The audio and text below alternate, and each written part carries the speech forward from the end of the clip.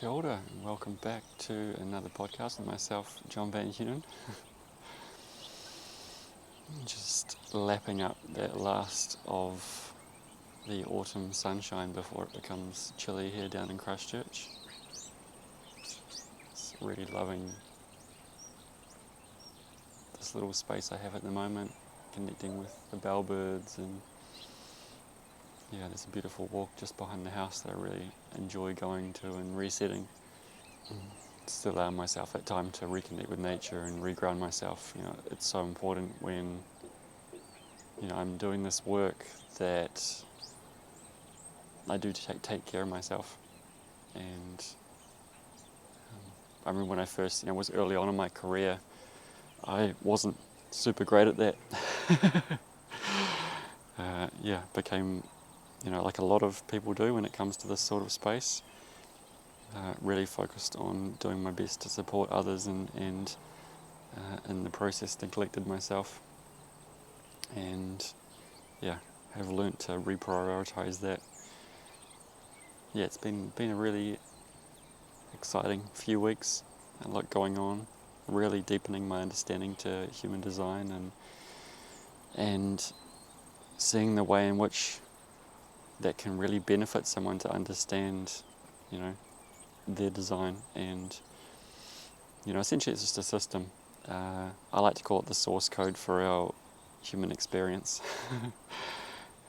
And being someone who is very, very skeptical of it and hates to be put in boxes, and actively avoids it if I can help it, it has really helped me to understand myself and the way I show up and the way I experience life and the way I do, and the way to really make the most of that and prioritize what's most important for me, and understanding what is most important for me, and finding fulfillment in that.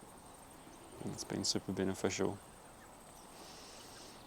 And now getting to share that with others, and bringing it into my breathwork sessions, and helping clients to best understand how they can show up, and using it as another tool, like breathwork, to offer guidance, because that's essentially what I'm here to do, is to, the world conditioned us and told us how we needed to be and how we needed to show up and what was important, and what to focus on, and through that conditioning process we lost our way. And so what I'm here to offer is support in self-sovereignty, essentially, regaining that connection to self, and letting that be the navigating tool, the defining tool for the way in which we show up in this world, and focusing on what's actually important, because so often that's lost. And through whatever may have occurred to us in our life, through the practices of breathwork and human design and all the other bits and pieces that I bring into a session, we can really get clear on helping to find what it is that we're really truly here to do, and find meaning and value in life, and satisfaction and success in all of that. Someone recently asked me,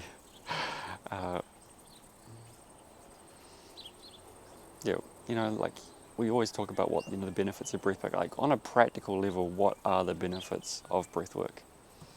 And I said to them, it's a case of, oftentimes when things become too much, we go and we talk about them, and maybe we see a traditional therapist or whatever it is, and that absolutely has its time and place. But eventually we have to acknowledge the body and the body's connection in all of this, because the body's the one that's giving us the aches and pains and illnesses and telling us that there's something up. But unless we acknowledge that, then nothing really changes. And that's where we can really see huge leaps and bounds in these practices, is through really connecting with the body. And that's where breathwork comes in, and that's where breathwork comes into its own. There's nothing quite like it. So yeah, really, really enjoying sharing that with others. And then yeah, just also getting myself back into, although facilitating breathwork has its own creativity, and the reason I love it is because it's so dynamic and every session's always different. Also really enjoying getting back into understanding other systems. As a 1-3 projector in human design, I'm all about trial and error and understanding systems and foundational knowledge. So really enjoying. I've been rebuilding my website and learning about SEO and really enjoying creating other websites for people as well. Being able to share that and share that knowledge and yeah, I guess the benefit of being a projector and we're here to be guides, and we can also, see from a high perspective, which sounds kind of arrogant when you say it out loud, but it just makes sense, when I look at some websites and think, I don't even know where to look at. There's just so much going on. So yeah, been doing that and really getting back into the gym. I don't really talk about it ever because I don't really want it to become a thing, and because it's my own personal journey with my physical body, and I'm really enjoying experimenting and seeing what feels really supportive and nourishing and within that, and yeah, finding something that really excites me in that regard as well, and getting back into a bit of yoga and kind of turning away from traditional gym equipment and wanting to I guess focus more on that primal movement, so working more with kettlebells and posturing that maybe isn't quite so linear in its movements. In this last few months has felt like a real trust in the universe. And maybe someone else can benefit from this, so I created a ideal reality guided meditation. Why is it? Yeah, it's a spoken word experience on what I'm going on, what my ideal reality looks like. One of my mentors referred to it as God's kitchen. If you could have anything you wanted in God's kitchen, what would it be? And so I've spent the last few months refining that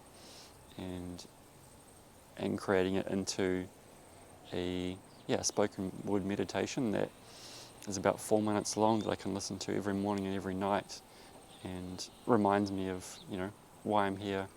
I've attuned it to relate to my human design as well, so it feels in alignment with me. It's not just a generic system, and I've been surprised as to how quickly things have moved and shifted since I created that.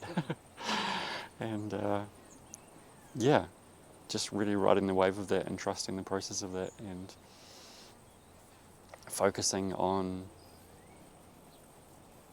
creating more of that. I within human design, I have an undefined G center, which means that in my life I will never really know where it is I'm going. So I have to focus on where feels successful and where I find recognition and recognize myself within it. And through the process of creating this ideal reality sheet, there are no exact specifics because it's not what I'm here to do, but it gives me a guideline of how I can feel and the potential within that, and a few main objectives, I guess, that I'd like to make manifest in this life experience.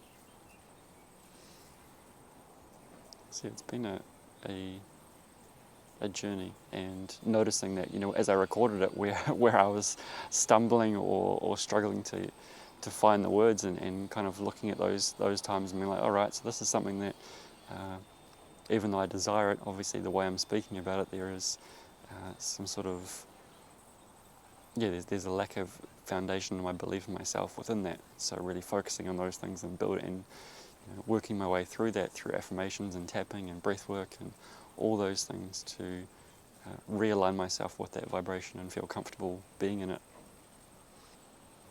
Yeah, while also remembering that I'm a projector and I need time to rest. Yeah.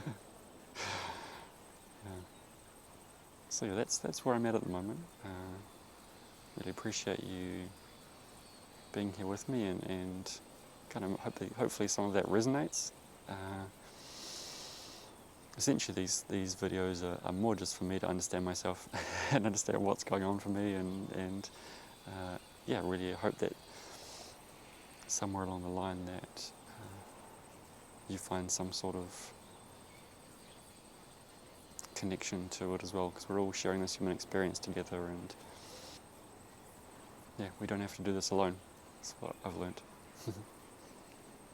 So yeah, if you have enjoyed this video, then yeah, please feel free to like and subscribe and do all those things that help me to be recognised by the wider community, and look forward to hearing from you or connecting with you again soon.